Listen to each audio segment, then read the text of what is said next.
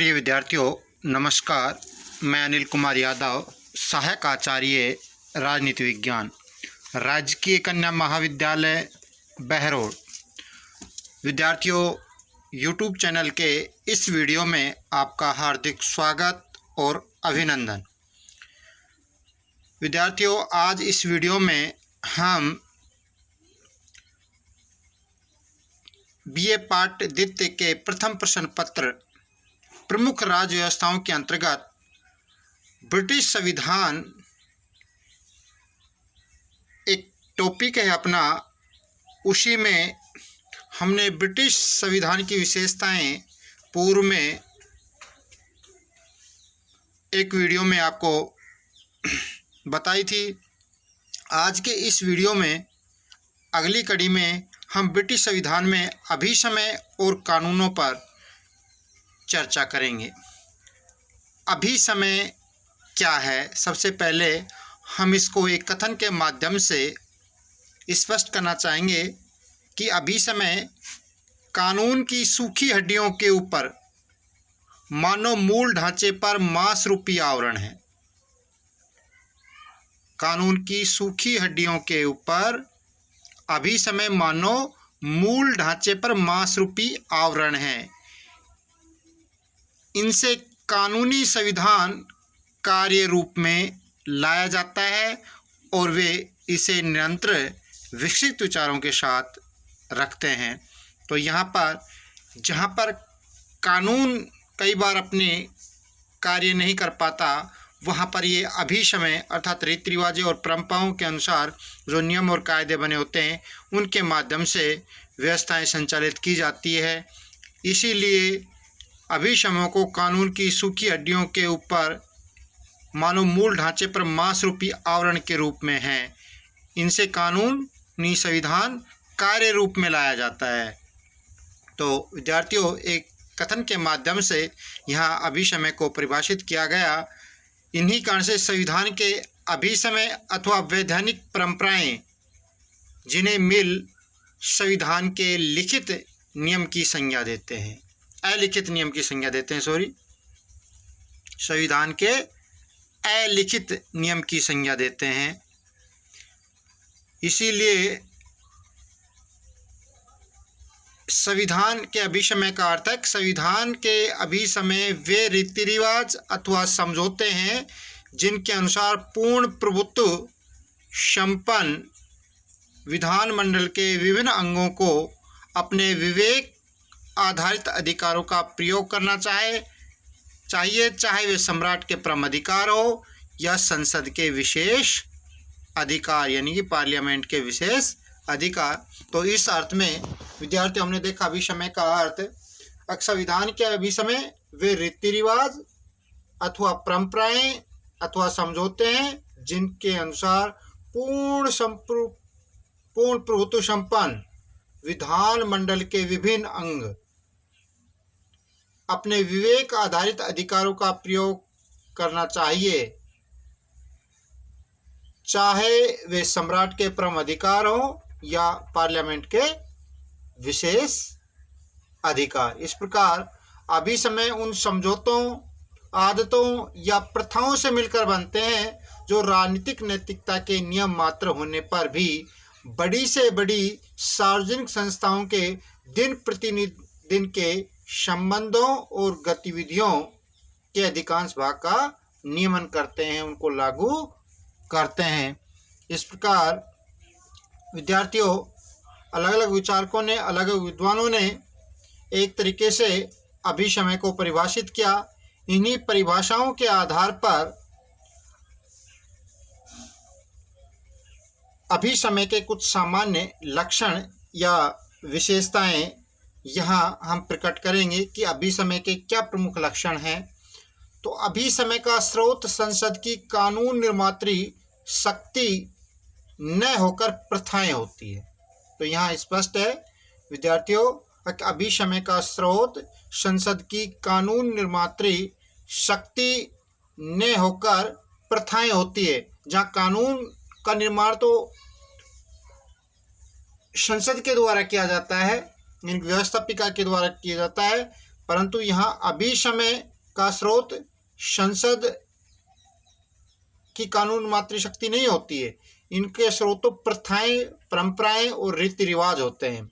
इसी तरह अभिसमय का पालन कानून या न्यायिक मान्यता के कारण नहीं किया जाता। जिस तरह से कानून का जो पालन है वो न्यायिक मान्यता के कारण किया जाता है, इस तरह अभिसमय का पालन कानून या न्यायिक मान्यता के कारण नहीं किया जाता, वरन उनका पालन तो लोकमत यानी जनता का मत, पारस्परिक सहमति और उपयोगिता के कारण किया जाता है। तो यहाँ स्पष्ट है विद्यार्थियों, जहाँ कानून का पालन न्यायिक मान्यता के कारण या कानूनी मान्यता के कारण किया जाता है, वहीं पर अभिसमय का पालन लोकमत यानी जनता का मत, पारस्परिक सहमति, आपसी सहमति और उनकी उपयोगिता के कारण किया जाता है।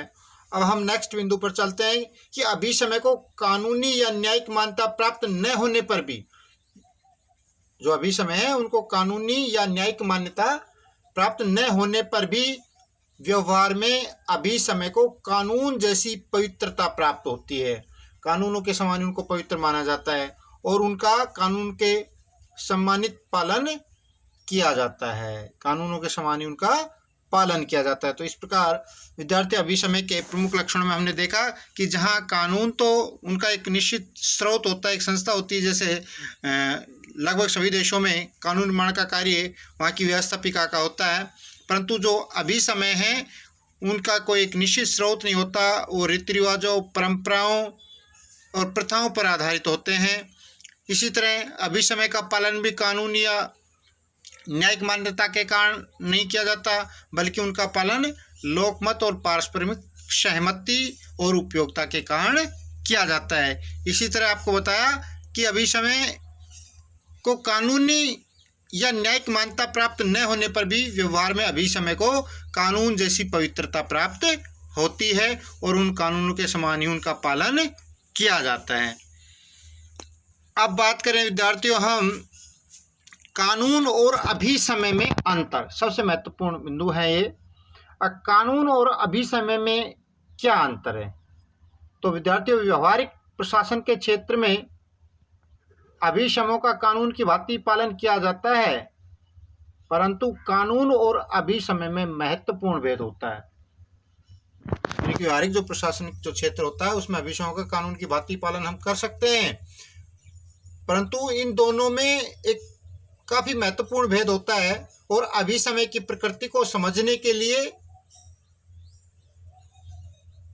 इसे जानना चाहिए कि अभिसमय क्या है। कानून और अभिसमय में निम्न भेद हैं। जैसे कानून लिखित रूप में होते हैं, क्योंकि कानून को एक निश्चित संस्था के द्वारा बनाया जाता है। जैसे मैंने बताया कि विभिन्न देशों की व्यवस्थापिकाएं कानून का निर्माण करती हैं, तो कानून लिखित रूप में संग्रहित होते हैं, परंतु अभिसमय अलिखित रूप में होते हैं, क्योंकि वो आवश्यकता के अनुसार बनते हैं, विकसित होते हैं। जो अब इसी तरह बात करें, कानून किसी कानून निर्मात्री सत्ता की इच्छा का परिणाम होते हैं। जो कानून है किसी कानून निर्मात्री सत्ता यानी कानून निर्माण करने वाली जो संस्था, जैसे मैंने बताया कि विभिन्न देशों में व्यवस्थापिकाएं वहाँ कानून निर्माण करती है, तो कानून किसी कानून निर्मात्री सत्ता की इच्छा का परिणाम होता है। कानून जब ही बन पाता है, कानून जब ही रूप ले पाता है जब उस संस्था के द्वारा उसका निर्माण किया गया हो। जबकि अभिसमय उदाहरण या व्यवहार के परिणाम होते हैं, एग्जाम्पल के रूप में दिए जाते हैं और उसको फिर व्यवहार में लाया जाता है। जब एक विशेष प्रकार का व्यवहार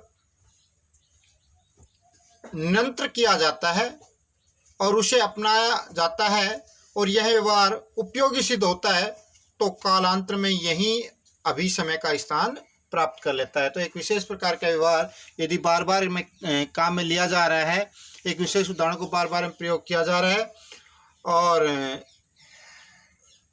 यह व्यवहार उसके लिए उपयोगी सिद्ध हो जाता है, तो यह व्यवहार ही कालांतर में अभिसमय का स्थान प्राप्त कर लेता है। तो इसका कोई निश्चित स्रोत नहीं होता। अब बात आती कानून में निश्चितता का भाव होता है। कानून एक निश्चित संस्था के द्वारा एक निश्चित समय पर बनाया जाता है, इसलिए कानून में निश्चितता का भाव होता है। वहीं अभिसमय है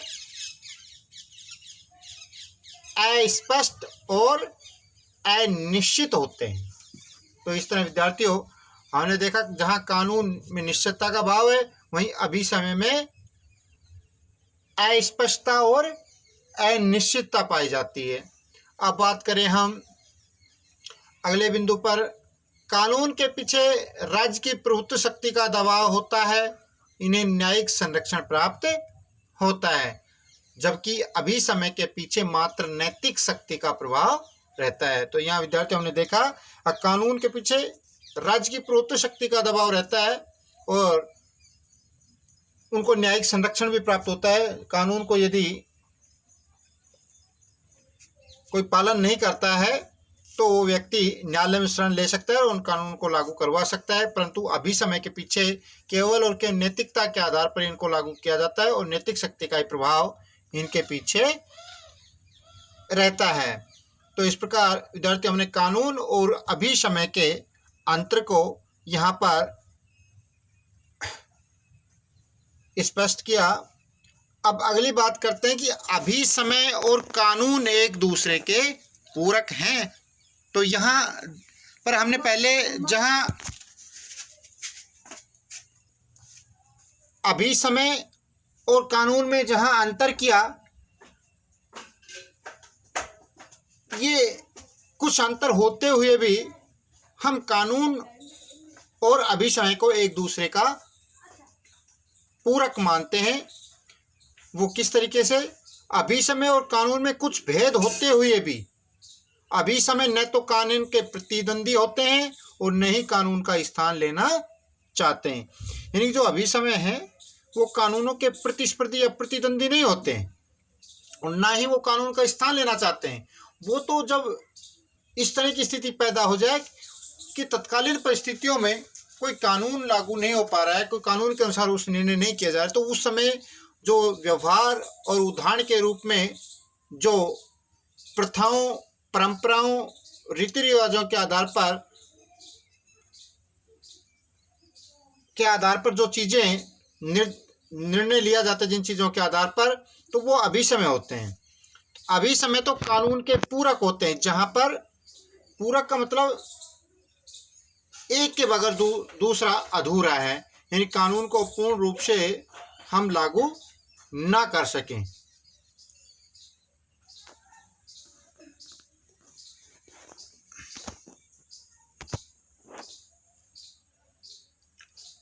अभिसमय तो कानून के पूरक होते हैं। अभिसमय कानून के अंतरालों को भरते हैं तथा उन्हें समय के अनुकूल बनाने में सहायक होते हैं। इनके एक के बगैर दूसरे का यहाँ कोई उपयोग नहीं होता। पूरक का मतलब ये होता है। तो इसलिए जहाँ अभिसमय कानून के जो अंतराल रह जाते हैं, जहाँ कानून से काम नहीं चलता, वहाँ पर अभिसमय का प्रयोग किया जाता है। और अभिसमय उन्हें समय के अनुकूल बनाने में सहायक होते हैं कानूनों को। अभिसमय और कानून दोनों का एक ही लक्ष्य है, राज्य व्यवस्था का सुचारू संचालन। धन्यवाद विद्यार्थियों।